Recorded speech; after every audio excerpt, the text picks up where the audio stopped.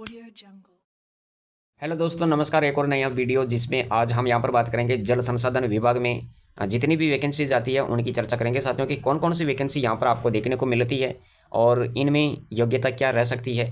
तमाम सारी जानकारी आज के इस वीडियो में मैं आपके साथ साझा करूँगा साथियों, और कौन सी वैकेंसीज अभी आई हुई है इनकी भी हम यहाँ पर बात करेंगे साथियों। अगर आप चैनल पर पहली बार देख रहे हो तो चैनल को सब्सक्राइब करें और वीडियो को लास्ट तक देखें। जल संसाधन विभाग, बीसलपुर बांध और अन्य बांधों के लिए नई सरकारी भर्तियां 2026 योग्यता यहाँ पर देखो 10वीं पास है, 12वीं पास है, ITI है या फिर डिप्लोमा भी है। यहाँ पर दिया गया है ग्रेजुएट, आप स्नातक पास है तो आप इसमें आवेदन कर सकते हैं। 10th पास है तो आपके लिए 10th पास वालों के लिए भी यहाँ पर वैकेंसी आपको देखने को मिलेगी। 12th पास है, ITI कर रखी है आपने या फिर ग्रेजुएट है आप, तो सभी के लिए क्या है कि यहाँ पर वैकेंसी देखने को मिल जाती है। एक तो है यहाँ पर कनिष्ठ अभियंता JE, सहायक अभियंता, कनिष्ठ सहायक या LDC, computer operator, surveyor, pump operator, fitter, electrician, चालक है और चतुर्थ श्रेणी कर्मचारी है। तो इतने सारी संभावित पद यहाँ पर बताए गए हैं।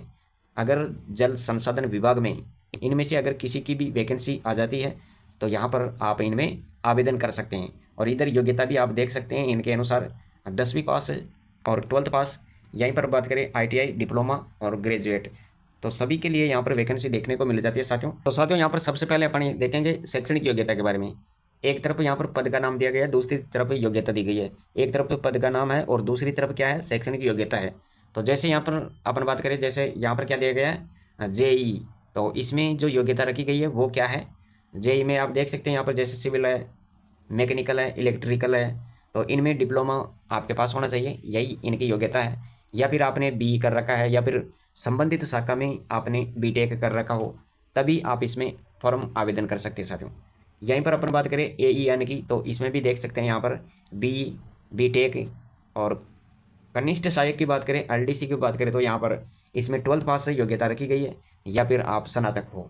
यहीं पर देखें कंप्यूटर ऑपरेटर की, तो कंप्यूटर ऑपरेटर में 12th पास है और कंप्यूटर से रिलेटेड डिप्लोमा होना चाहिए।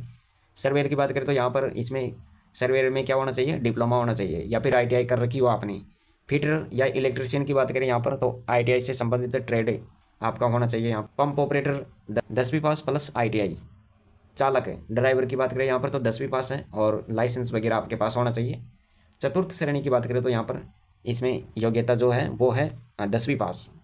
उम्र वगैरह देखें यहाँ पर आयु सीमा क्या रहेगी, तो ये भी ज़रूरी है आपके लिए। आयु सीमा संभावित है न्यूनतम 18 वर्ष चाहिए और अधिकतम 40 वर्ष है। आरक्षित वर्गों को फिर छूट वगैरह भी मिलती है आयु में, तो ये भी आप यहाँ पर देखेंगे। चयन प्रक्रिया के बारे में भी देख लो। यहाँ पर सबसे पहले क्या होता है, यहाँ पर लिखित परीक्षा आयोजित होती है, उसके बाद में दस्तावेज सत्यापन वगैरह होता है और लास्ट में मेडिकल परीक्षण होता है। किसी में होता है, किसी में नहीं होता है। जहाँ पर लागू होगा ना वहीं पर यह मेडिकल परीक्षण होगा साथियों।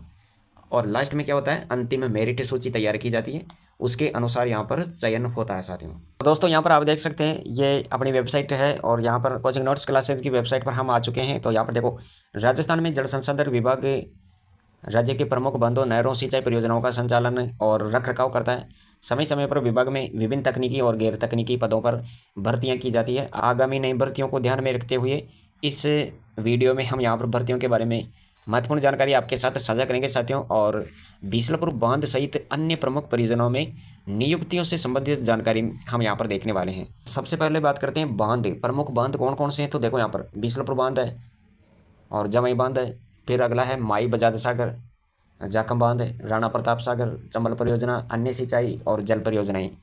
इसके बाद में संभावित पद जो है यहाँ पर साथियों, जल संसाधन विभाग में संभावित पदों की बात करें तो यहाँ पर देख सकते हैं जैसे जूनियर इंजीनियर, सहायक अभियंता है, LDC या फिर जूनियर असिस्टेंट है, कंप्यूटर ऑपरेटर है, सर्वेयर है, डॉक या फिर पंप ऑपरेटर, फीटर, इलेक्ट्रीशियन, चालक है या फिर चतुर्थ श्रेणी कर्मचारी है।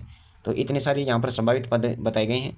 शैक्षणिक योग्यता की बात करें तो यहाँ पर 10वीं पास, 12th पास, ITI, डिप्लोमा, स्नातक, BE, BTech, इंजीनियरिंग, तो सभी के लिए यहाँ पर यह वैकेंसी रहने वाली है। आयु सीमा 18 से 40 वर्ष याद रखना, यहाँ पर न्यूनतम 18 वर्ष है और अधिकतम 40 वर्ष। और सामान्य आयु में यहाँ पर छूट भी बताई गई है कि राजस्थान के अभ्यर्थियों के लिए हैं ये। SC, ST, OBC, MBC या फिर EWS पुरुषों की बात करें तो इनमें 5 वर्ष की छूट है। सामान्य वर्ग के लिए यहाँ पर देख सकते हैं, सामान्य वर्ग महिला के लिए 5 वर्ष है। SC, ST, OBC, MBC, EWS महिला के लिए 10 वर्ष की यहाँ पर छूट दी गई है।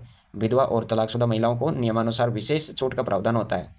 और अब अपन बात करते हैं चयन प्रक्रिया के बारे में कि चयन कैसे होता है।